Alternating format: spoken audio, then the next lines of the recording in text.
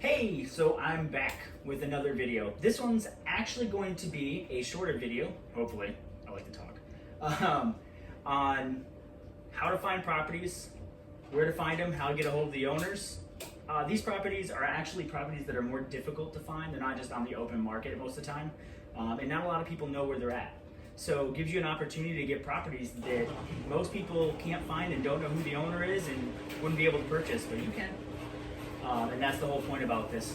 There's a lot more work that's involved in doing this kind of real estate, but at the same time, the rewards are a lot higher. And I'm all about getting those bigger margins and making sure that your real estate is coming out on top. So the first thing I'm going to go over is finding the properties. Now hold on, I don't want to hear anything about my spelling. Y'all know I'm dyslexic and I can't spell. All right. But just because I'm dyslexic doesn't mean I can't do real estate, okay? All right, so we'll get back to it. Probate properties. So a probate property, if you guys don't know, is a property that maybe somebody has passed away and left it to their children, or other variations of this where a property has to be split amongst children or anything like that. These properties usually come up on the market later on, but you have an opportunity to get a early jump at them before everybody else gets their little hands on them. So these properties, usually the children or whoever is splitting the property after a passing or something like that, they have to go to a lawyer, and the lawyer has to actually help them divide up the estate. Once they divide up the estate, the lawyer can help them put that property on the market and can get that property sold for them. So how you get a hold of these properties is you go to the different law offices, you call them, talk to them, say, hey, I'm a real estate investor, and if you guys would help me out, I'll help you guys out.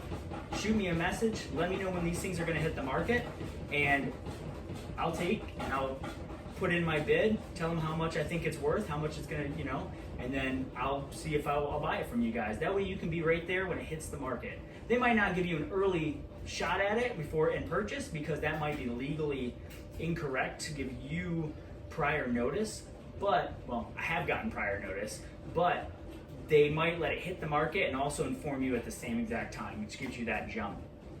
So contact your local law offices in your area in which you're working and talk to them. Better to make networks anyways. County-owned properties. So there's properties that necessarily don't get faulted for delinquent taxes, but maybe are being auctioned off after. Sorry, I'm going to make a correction. There are properties that get lost to the state due to delinquent taxes and such. Once they are lost to the state, they are county-owned properties or state-owned properties. Now, a lot of these state-owned properties and county-owned properties, what they do is they go up for auction. That's going to be, like down here in Oklahoma, it's called the sheriff's auction, the sheriff property auction. And if I just Googled sheriff property auction, I'd find it. Now, it's going to be different in every state. So what you got to do is you're going to have to do a little bit more work, research where they auction off these properties, and then call them and contact them. Usually I'll have a guide to how to do it, and it's really simple. Don't even worry about it. Like with Oklahoma, you walk in, you sit down, they give you a list of the properties, and well, you can get it prior to online too, and that way you can do your research on these properties because you don't want to do a lot of research on these properties. And you're going to be able to sit there and get an auction property. Now, at a lot of these auctions, there's already investors there. The pickings to get them aren't as high as other places. And now that I'm saying that, I'm going to kind of jump the gun on a few of these and go to delinquent taxes. So there is a way. Give me 1 second. Since this is in my garage, that's my dryer.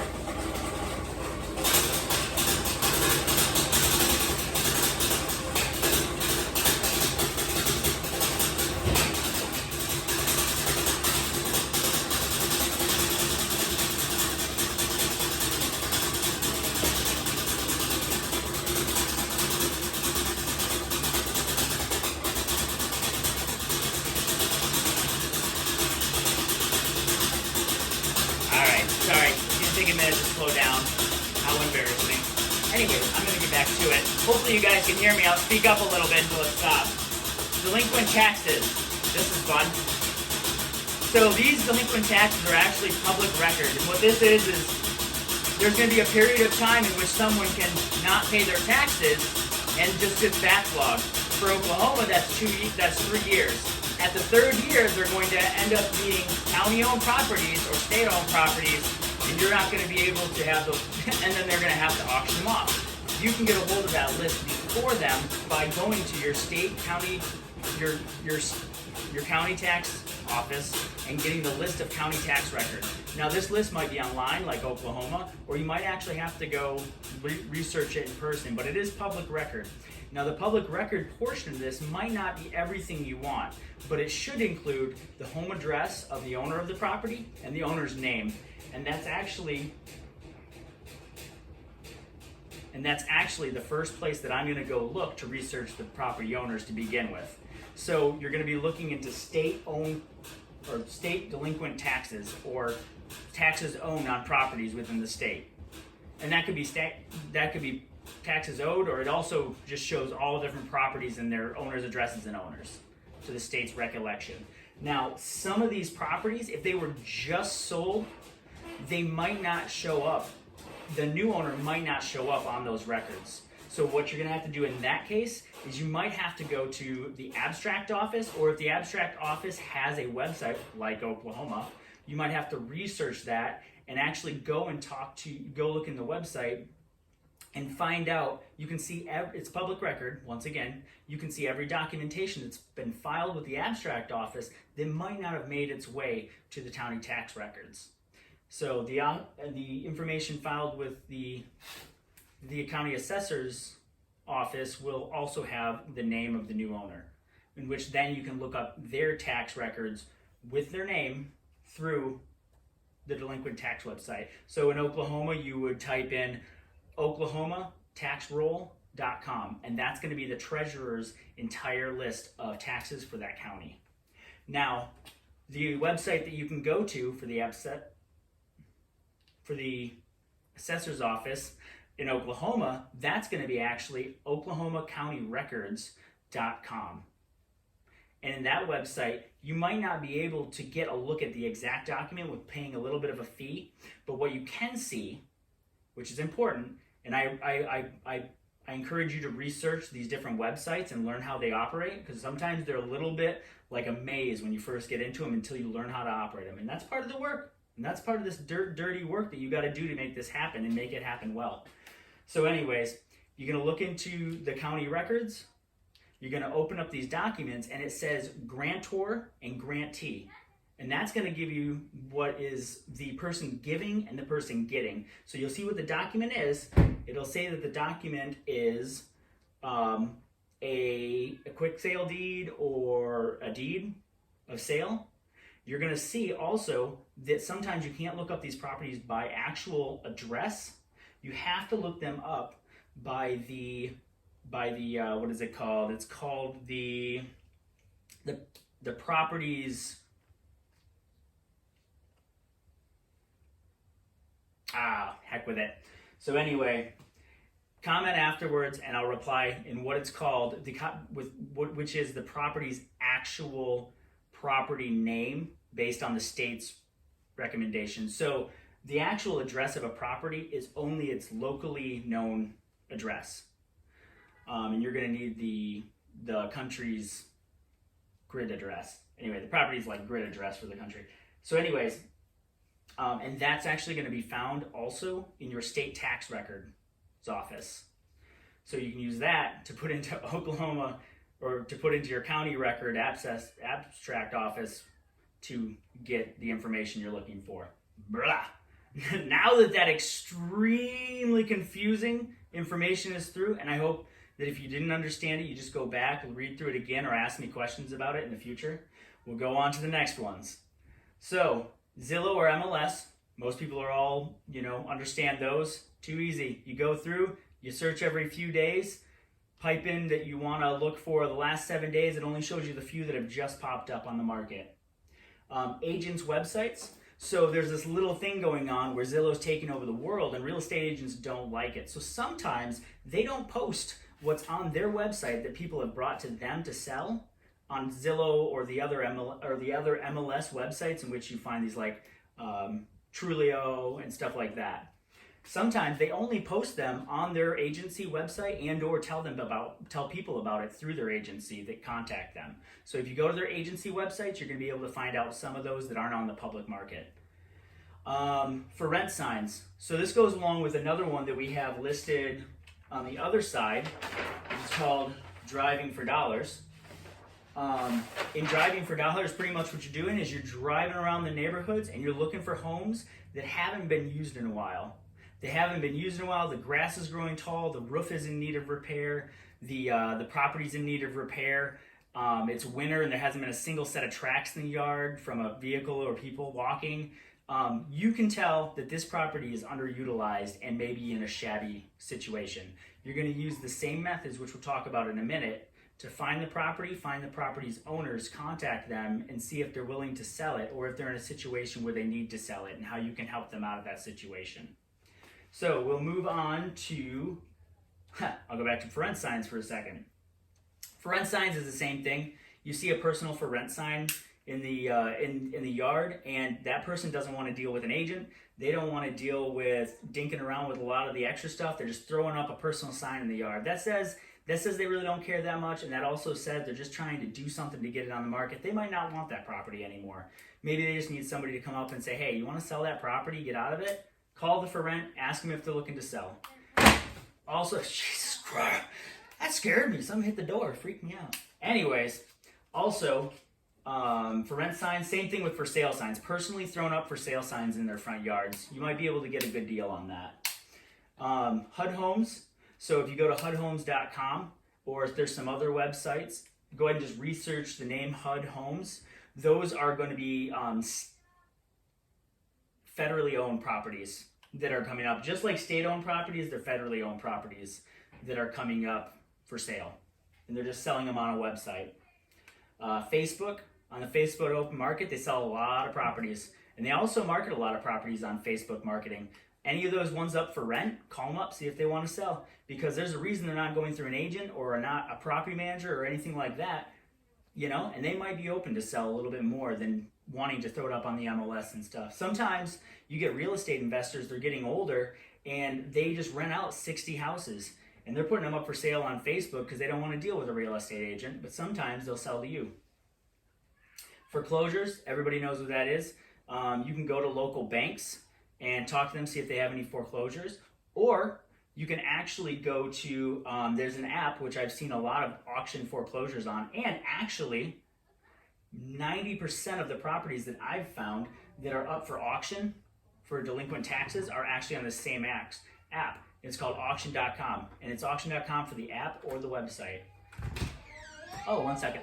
Hey Dad, I'm making a video real quick in here. So that's okay, I'm just gonna keep talking if you need something. So, that's foreclosures. Another thing you can go to, another area you can go to is Craigslist. And Craigslist, people still use it. Even though we got Facebook Marketplace, you got Craigslist you can go to. And in that area, they're gonna have properties listed for sale. Same situation as before. They don't want to post them. They don't want to go through the hassle of a real estate agent, but they're looking to sell, and you might be able to work with them. Also, you can go to a real estate attorney, and they can work you through the process sometimes rather than going through an agent and save you a little money. But be careful.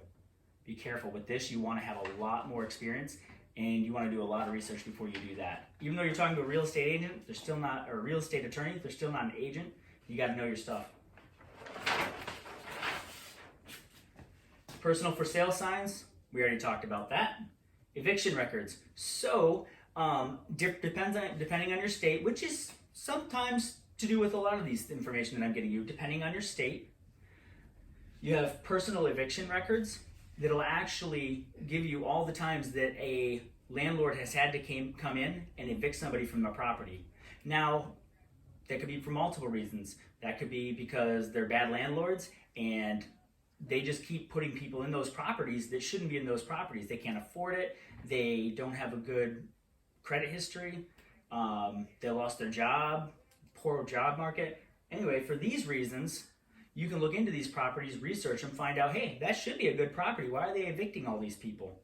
You're going to find those records with the state as well, because they're going to have to go through courts to evict the people, and those court records are going to be public. So you have your state, you have your eviction records, out of state owner. So the same area as we talked about before with the delinquent taxes. So like my county tax records are found in oktaxroll.com. You can find the website. You can go to the tax office and they'll give you the website, or they'll give you the records, and you can actually look up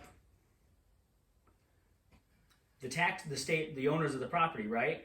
So if you look up a property and the people don't live in the state, and it's maybe a little overgrown, or it has a for rent sale in the front yard, or any of the above, you can say, okay, cool, this person doesn't live in the state. It's not going to be as easy for them to rent out this property, or to keep tenants in it, or to fix it up when something breaks, or to fix it up when somebody ruins their property. So this is going to be another area. If they don't live in the state, it's good to keep in mind, because you can give them a call, and if they're done with hassling with it, or if they're not sure they can actually even rent it out because they don't live in the area and they don't know how, then that's a good opportunity for you to talk to them and say, hey, I'm looking to buy. And you can get a jump on it before it hits the MLS. State records. Oh, all right, cool. That's it. So we've gone through all of them. By far, my favorite and one of the most well-loved one is driving for dollars. It's more work, but you're going to get a jump on these properties. You know they're not lived in, and you know they're not being utilized, and you know they could be fixed up for a certain price. Boom, you got it. That's probably the favorite out of all these. But it takes some driving around, takes some doing. State tax records, that's something we already gone over, to find the home address and name of the owner. Another thing you can use, which I use, is something called Intellius. So Intellius charges about $25 a month, and I've used that also to get either name of the property owner or the current records. And you can use this website to get many things. So you can get the name of the property owner. You type in a property, you get the name of the property owner, you get the address they live at, you get 12 phone calls, or all the different phone numbers that they've ever used in the past. You can use it to get their past email addresses or current email addresses. And what this does is it gives you the opportunity to get a hold of them in multiple ways, which we're going to talk about. Also, you can use it to get the neighbors' addresses, the neighbors' phone numbers, relations addresses, and relations phone numbers. So you might call up their cousin Jim, because it says, hey, they have a cousin named Jim that lives in the area. And they call him up and say, hey, Jim, so I'm looking for Tony. Tony who? Oh, well, he's your cousin, Tony blah, blah, blah. I couldn't find his number, but I could find your number. I'm looking to get a hold of him because I think he's got a property he's trying to sell, and I'd like to see if he wants to sell it to me. And the guy said, oh, okay, yeah, you're trying to buy okay, I'll give you his phone number. Gives you the phone number, you can call him now. So that's a different way in which you can get a hold of the owner if there's a lot of other ways that aren't making sense or that don't. This is also a great class on skip tracing if you ever want to get into skip tracing, which is finding people that don't want to be found and finding people that are off the on a lam. It's the same exact process. You're doing the same thing. So anyway, you get their phone number, you call them. You get multiple phone numbers, you call them. Sometimes they are not their phone numbers if you're going off of the website like Intellius that I just talked about. Mail them directly, which is actually a fun little thing we're going to do with this video, see if anybody actually does it. Email them, same thing. Find any of the relations of theirs, or a lot of times they left about a year ago, 2 years ago. You can go to the neighbors, and you can go to the neighbors and talk to them and say, hey, you know who owns that house? Lots of times the neighbors will know who owns it, have their phone number, know how to contact them. If they don't want to give out the person's personal information, just say, hey, well, I leave my card with you? And you can give them a call for me and just say, hey, you willing to wanting to get rid of it and sell it? Tell them what happened today, and maybe I'll get back in contact with you. So there's lots of different ways you can find these people. You just got to get real innovative. Facebook. So Facebook and social media, that's another way. Type in their name, they pop up, you got them. You type in friends' names, and you can iMessage these people. They usually don't get too mad at you, but let's be real. Anytime you're trying to buy a property that doesn't hit the MLS, some people might not like it, but that's their problem.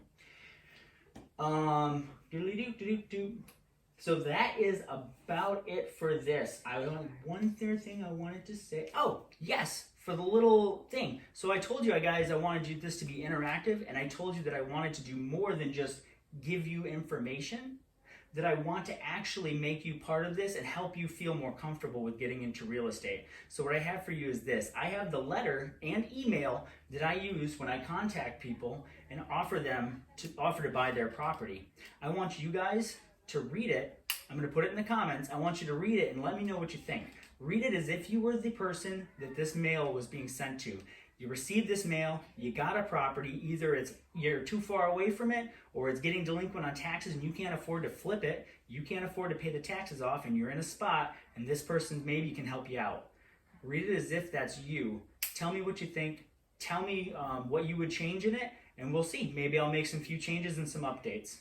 All right, hey, thank you very much for watching this video. I hope you watch the next video, and I hope that we can grow together, and hopefully we can spread this real estate thing and help everybody just gain a little bit more wealth, a little bit more knowledge, and buy back the U.S. Bye-bye.